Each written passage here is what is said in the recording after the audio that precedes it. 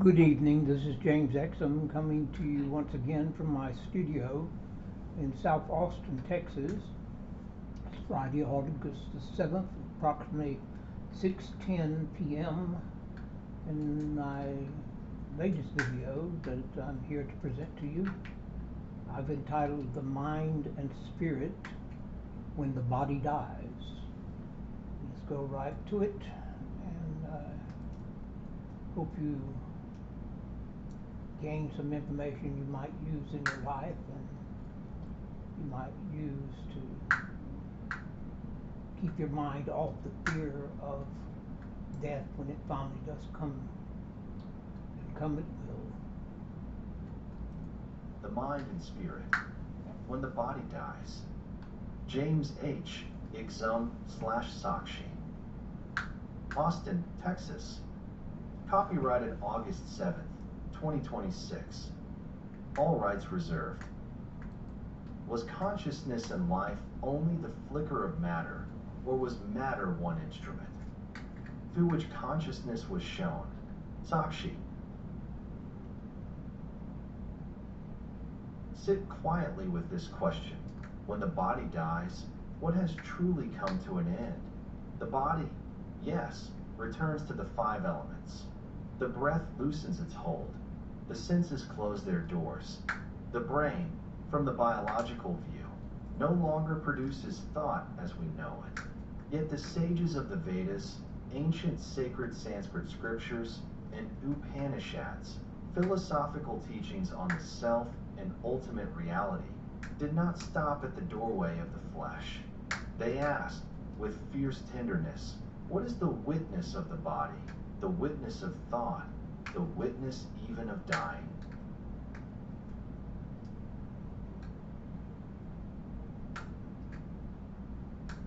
The Vedas began as hymns of sacred sound, ritual, fire, dawn, storm, and cosmic order.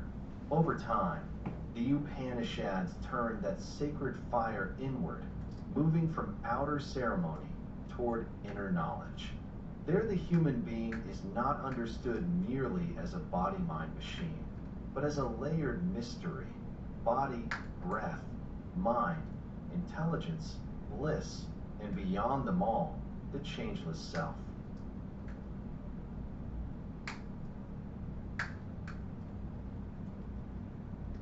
Atman, the true self or inner essence. The true self, the innermost essence that is not born with the body and is not destroyed when the body falls.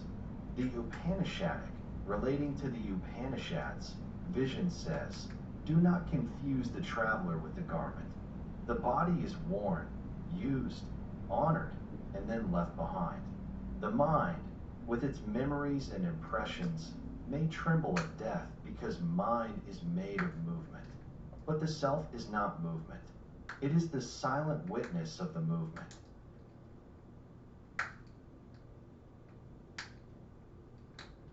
Brahman, ultimate reality or infinite spiritual ground. The ultimate reality, the infinite spiritual ground from which all forms arise and into which all forms return. The ancient teachers saw that what appears separate is held in one immeasurable wholeness. As waves rise and fall upon the sea, lives rise and fall within being. The death of the wave is not the death of water.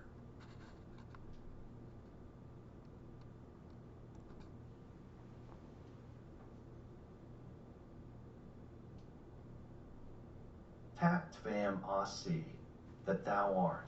The self is one with ultimate reality. That thou art, the great Upanishadic, relating to the Upanishads, declaration that the deepest self is not separate from the universal spirit. This is not a slogan for the intellect alone. It is medicine for fear.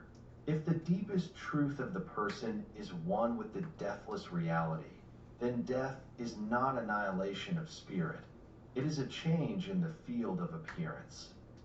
Sasra, the cycle of birth, death, and rebirth. The cycle of birth, death, and rebirth through which the embodied self journeys while bound by desire, attachment, and unfinished understanding. The Vedic, relating to the Vedas, and Upanishadic, relating to the Upanishads, traditions teach that the mind carries tendencies, impressions, and longing. What is unresolved seeks another venue. What is clung to becomes another doorway. Karma, the law of action and consequence, not as punishment, but as spiritual continuity. Every thought, word, and deed leaves a subtle trace. When the body dies, the gross instrument is set down, but the moral and mental momentum of life is not treated as meaningless. The universe remembers in the language of cause and effect. Moksha, liberation from the cycle of birth and death through direct realization of the self. Moksha, liberation, is not merely going somewhere after death. It is awakening from the mistaken identity that says, I am only this body, only this mind, only this happening in time. No. When that knot loosens, death loses its terror because spirit is recognized as prior to birth and beyond decay. What dies and what remains? When the body dies, the physical organism completes its service. The eyes no longer gather light. The ears no longer gather sound. Why? The brain no longer organizes experience into familiar thought. This is the truth seen from biology, and it deserves respect. But the yogic, relating to yoga's spiritual discipline and insight, question is subtler. Was consciousness only the flicker of matter, or was matter one instrument through which consciousness shone?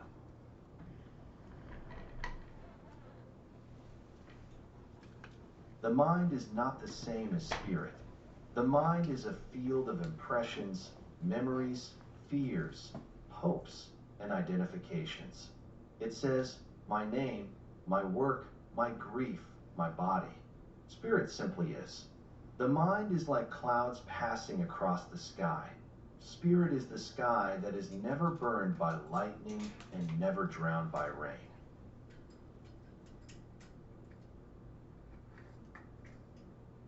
The ancient inquiry. In the early Vedic, relating to the Vedas, sacred attention moved through fire offerings, hymns, and the rhythm of cosmic order. The rishis, ancient seers or sages, listened to existence as sound. Later, in the forest teachings of the Upanishads, the inquiry became inward. Who is the one who hears? Who is the one who knows the fear of death? Who is aware of the mind itself? This turn from outer ritual to inner realization is one of the great movements in spiritual history. The Upanishads did not reject the Vedas, they ripened them. The fire altar became the heart. The chant became meditation. The sacrifice became the surrender of ignorance. What medicine has seen at the border?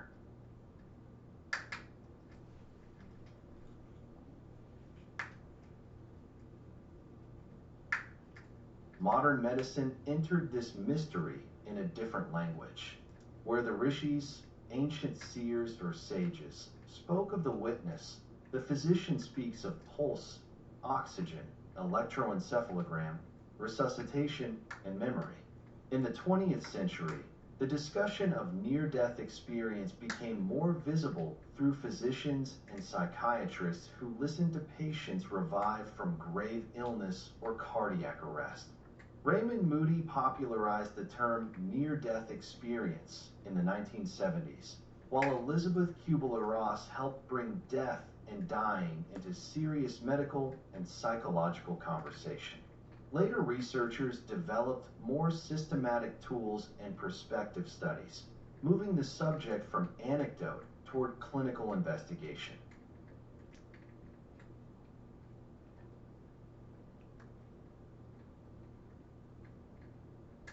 Current studies do not prove the survival of the spirit, and they do not disprove it. They show something humbler and still astonishing.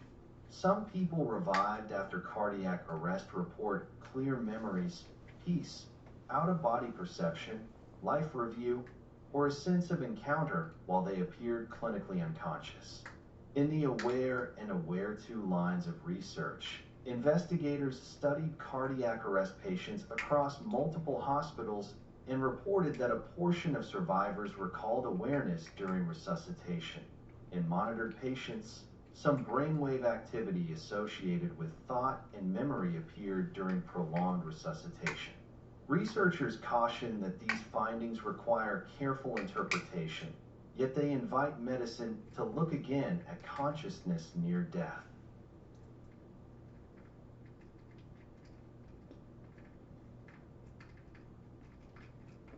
Other recent work has studied the dying brain itself. A 2023 report from researchers at the University of Michigan described conscious-like gamma activity in 2 of 4 comatose patients after life support was withdrawn, with activity appearing in brain regions associated with dreaming, visual experience, and altered states of consciousness. A 2023 review in Frontiers in Aging Neuroscience likewise noted that the final moments of life remain difficult to study, but that near-death reports often include memory recall, out-of-body experience, dreamlike imagery, and meditative qualities.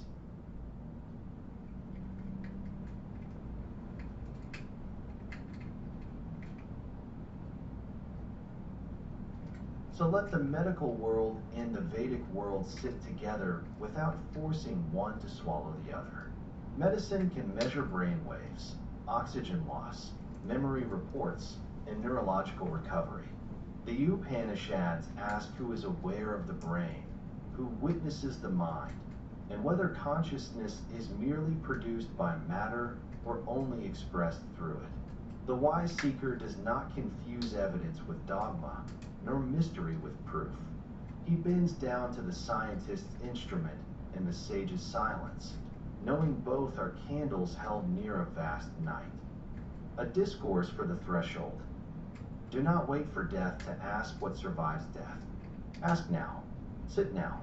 Watch the breath enter and leave. Each exhalation is a small departure. Each inhalation is a small rebirth. You have been practicing impermanence since the first breath, yet you call it ordinary. The body says, I am temporary. The mind says, I am afraid. The ego says, I must continue as I am. But the witness says nothing. It shines. It does not argue with death because it was never born into the argument. If one truly understands Atman, death becomes less a wall and more a veil. If one truly understands karma, life becomes sacred responsibility. If one truly understands sastra, desire is no longer worshipped as freedom. If one truly understands moksha, liberation from the cycle of birth and death, liberation is not postponed until the funeral fire. It begins in the clear seeing of this very moment. So when the body dies, let us speak carefully. The body returns to the earth. The practiced mind leaves its fragrance in the unseen law of becoming. The spirit, the deepest self, is not extinguished. It is not a thing that can be buried. It is the light by which all coming and going is known. Therefore, live as one who is preparing not for disappearance, but for recognition. Know the body, yet do not be imprisoned by it. Train the mind, yet do not mistake it for the self. Honor the ancestors, the scriptures, the silence of the forest sages, and the breath moving in your own chest. The question of death is answered not only after death. It is answered whenever the seeker awakens to the deathless Atman within.